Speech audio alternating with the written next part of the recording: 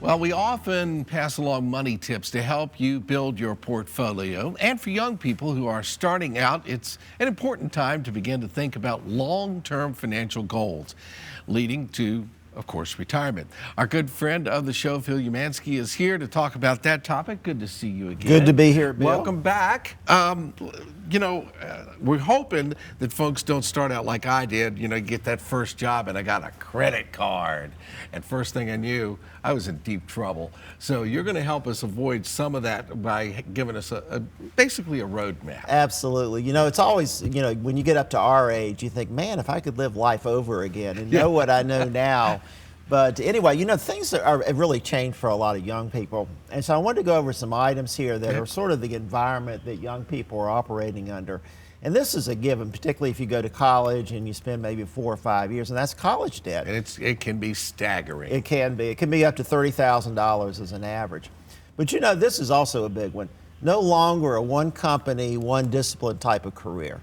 I've been in a number of different colleges. It took me a little bit of time to get on track in terms of what I really wanted to do.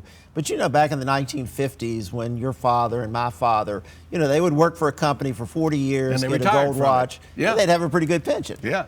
But now that's not the case anymore. There's no pensions. It's a gig economy. Expect to go from one employer to the next, but always try to move up with increased salary. Yeah. Uncertain, particularly in terms of government programs like Medicare and Social Security. We never know what our taxes are going to be. We hear that we might get a tax decrease this year with a new president. So those are things that you sort of have to factor. But particularly for younger people, what's the future going to be? Are they going to live to 100 or 120? Or are they going to eat themselves to death and actually have a shorter lifespan than what we have in technology? So it's sort of like navigating very tough waters. So when you're navigating tough waters, you got to really stick to the basics. And those are going to be some of the things that we're going to talk about. All right. So how much should a young person think about saving? Because I know when I first started, I thought I don't even have enough money to get gas to get to work every week. So how do you save money when you're just starting out? Well, that's where you got to prioritize your wants and needs. You always want to take care of your needs, but then you have infinite wants. So a need is like a car, basic transportation. A want is like a $100,000 car. We can't have it. So you really do have to prioritize. Now, for students that are coming out of college, because they do have a lot of debt and they particularly may have a high interest rate, it's always good to pay down that debt to the extent that you can. And then once you get that off your books, you can maybe save a little bit more than you're originally saving. But absolutely right, saving when you're young. I'll give you an example. My wife, when she got her first job, said, I'm going to put away 15% of what I earn in a 401k plan. Smart girl. And never touch it. Yeah. And she never touched it, and then it grew and grew with compound interest over long periods of time. So that is important to save and invest. Just for the record, I've never owned a $100,000 car. I know you're shocked. All right, so moving on. Let's talk about your career and the investments. You're talking about 401k. Obviously, you've got to invest as you go along, too. Well, education is part of an investment into a career. And then, of course, you've got to really decide, is this a career where I can make a living, support a family, support myself? And then also, is it something that I'm interested in? And so really what I tell people that are going out and getting a career and getting education is be very strategic about what you're doing.